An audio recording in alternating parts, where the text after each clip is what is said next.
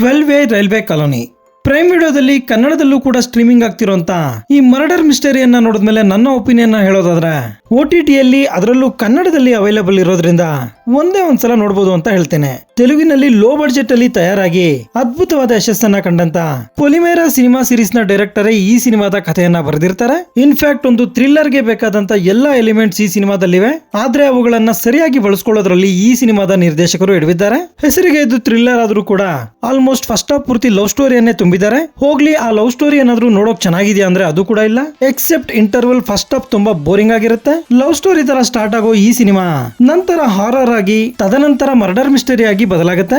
ನಿರ್ದೇಶಕರು ಈ ಎಲ್ಲಾ ಜೋನರ್ ಗಳನ್ನ ಮಿಕ್ಸ್ ಮಾಡಿದ್ರು ಕೂಡ ಯಾವೊಂದು ಕೂಡ ನೋಡೋ ಪ್ರೇಕ್ಷಕರನ್ನ ಥ್ರಿಲ್ ಮಾಡಲ್ಲ. ಇನ್ನು ಇದರ ಪ್ಲಾಟ್ ವಿಷಯಕ್ಕೆ ಬರೋದಾದ್ರೆ ಈ ಸಿನಿಮಾದ ಕತೆ ಒಂದು ರೈಲ್ವೆ ಕಾಲೋನಿಯಲ್ಲಿ ನಡೆಯುತ್ತೆ. ಈ ಕಾಲೋನಿಯ ಹುಡುಗ ಕಾರ್ತಿಕ್ ಅಲ್ಲಿನ ಲೋಕಲ್ ಪೊಲಿಟಿಷಿಯನ್ ಟಿಲ್ಲುಗೆ ಬಹಳ ಹತ್ತಿರ. ಒಂದು ದಿನ ಟಿಲ್ಲು ಒಂದು ಇಂಪಾರ್ಟೆಂಟ್ ವಸ್ತುವನ್ನ ಕಾರ್ತಿಕ್ಗೆ ಕೊಟ್ಟು ಯಾವ್ದಾದ್ರು ಸೇಫ್ ಆದ ಜಾಗದಲ್ಲಿ ಮುಚ್ಚಿಡು ಅಂತ ಹೇಳ್ತಾನೆ. ಅದೇ ಟೈಮ್ ಅಲ್ಲಿ ಬೀಗ ಹಾಕಿದ್ದಂತ ತನ್ನ ಪಕ್ಕದ ಮನೆಗೆ ಹಿಂದಿನಿಂದ ನುಗ್ಗಿ ಆ ವಸ್ತುವನ್ನ ಮುಚ್ಚಿಡೋದಕ್ಕೆ ಹೋಗ್ತಾನೆ. ಕಾರ್ತಿಕ್ ಆ ಮನೆಗೆ ಹೋದ್ಮೇಲೆ ಏನೆಲ್ಲ ಆಗುತ್ತೆ ಅನ್ನೋದೇ ಈ ಸಿನಿಮಾದ ಸ್ಟೋರಿ. ಸಿನಿಮಾದ ಕೊನೆಯಲ್ಲಿ ಕೆಲ ಟ್ರೂ ಇನ್ಸಿಡೆಂಟ್ಸ್ ಅನ್ನ ತೋರಿಸಿ ಅವುಗಳಿಂದ ಇನ್ಸ್ಪೈರ್ ಆಗಿ ಈ ಸಿನಿಮಾನ ಮಾಡಿದೀವಿ ಅನ್ನೋ ತರ ತೋರಿಸ್ತಾರೆ.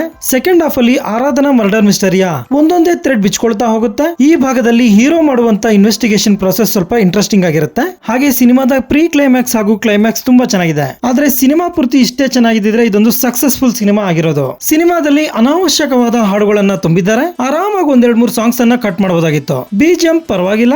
ನರೇಶ್ ಅವರು ತಮಗೆ ಕೊಟ್ಟಂತ ಪಾತ್ರವನ್ನ ಚೆನ್ನಾಗಿ ನಿಭಾಯಿಸಿದ್ದಾರೆ. ಕೊನೆಯಲ್ಲಿ ಬರುವ ಅಭಿರಾಮಿ ಅವರ ಪಾತ್ರ ನಮ್ಮನ್ನ ಸರ್ಪ್ರೈಸ್ ಮಾಡುತ್ತೆ.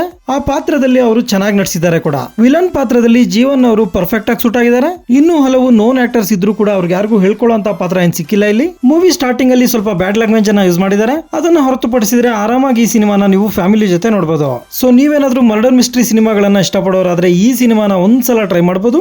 ಇದಾಗಿರುತ್ತೆ 12 ವೇ ರೈಲ್ವೆ ಕಾಲೋನಿ ಸಿನಿಮಾದ ಬಗೆಗಿನ ನನ್ನ ಒಂದು ಒಪಿನಿಯನ್. ಈ ವಿಡಿಯೋ ನಿಮ್ಗೆ ಇಷ್ಟ ಆಗಿದ್ರೆ ಒಂದು ಲೈಕ್ ಕೊಟ್ಟು ನನ್ನ ಚಾನಲ್ ನ ಸಬ್ಸ್ಕ್ರೈಬ್ ಮಾಡ್ಕೊಳ್ಳಿ. Thank you.